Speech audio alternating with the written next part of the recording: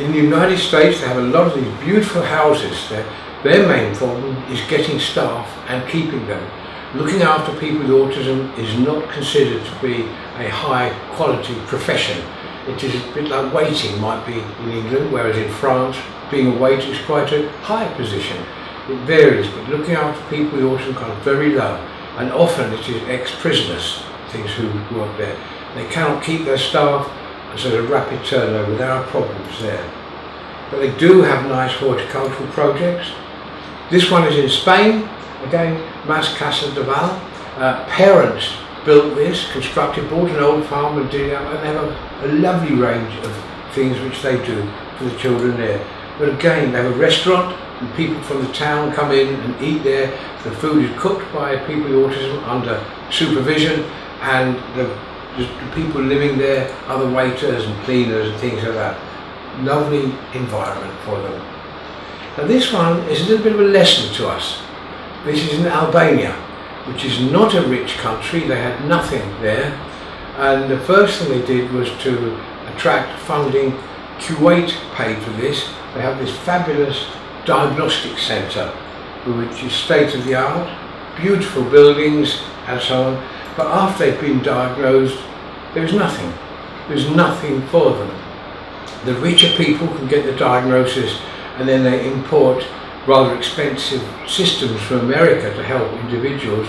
But really, we need a program. I think the money, personally, I think the money would have been better spent supporting services which already existed there, to build them up and encourage them and train parents, train the teachers in the school to be able to cope with children who are a bit different. But one day perhaps is better, but there are better ways of spending the money than that, I would suggest. The best services in the world are probably in Denmark, a small country of Denmark, where they have wonderful services, but they pay 60% income tax to pay for them.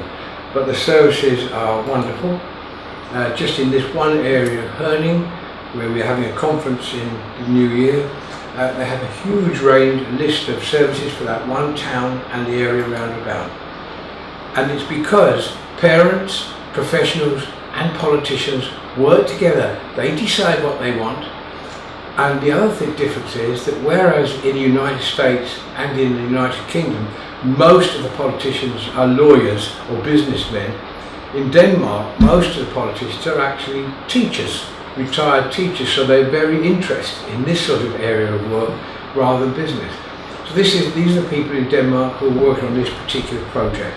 But it does depend upon people agreeing what they want and doing it.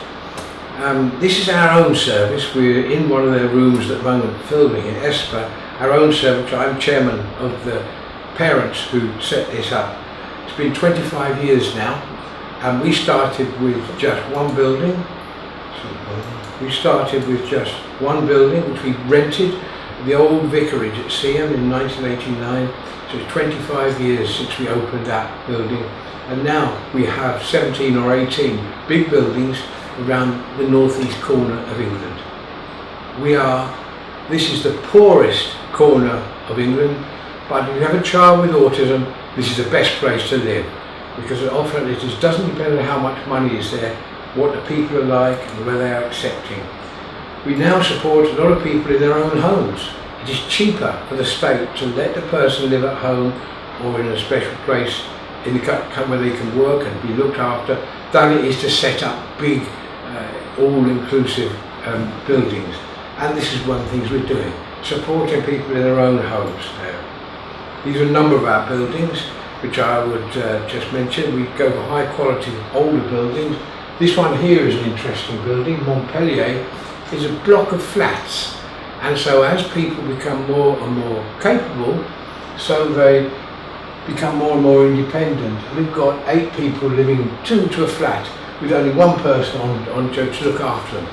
They come in very difficult, great problems, but gradually they increase their independence and can work in this way. And that's what we try and have, a throughput of people. We're just a college for people with autism.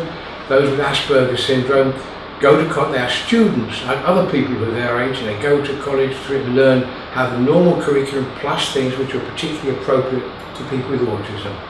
It's being built, we're spending several millions of pounds doing it up, and hopefully it will be open in 2 months' time and operational in this new form.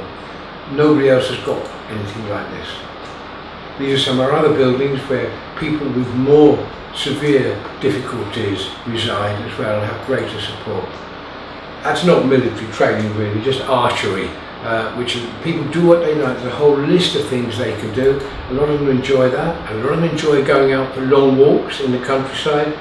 Here they are walking along the Roman wall, which crosses from one side of England to the other. It was built 2,000 years ago, and they become members of the Duke of Edinburgh's award scheme, get awards for this. A lot of them have a very big social conscience, and what they've done is formed a band, and the band plays music, and they raise money for soldiers returning who are injured. The state doesn't look after them so well, and so they perform for them, and they're very popular with the military.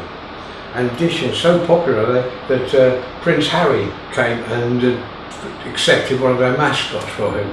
So it's been recognised. They're not aloof people, these people want to help, they're lovely people, very nice when they understand what's going on. Once their fears are gone and they feel safe, they can accomplish all sorts of things.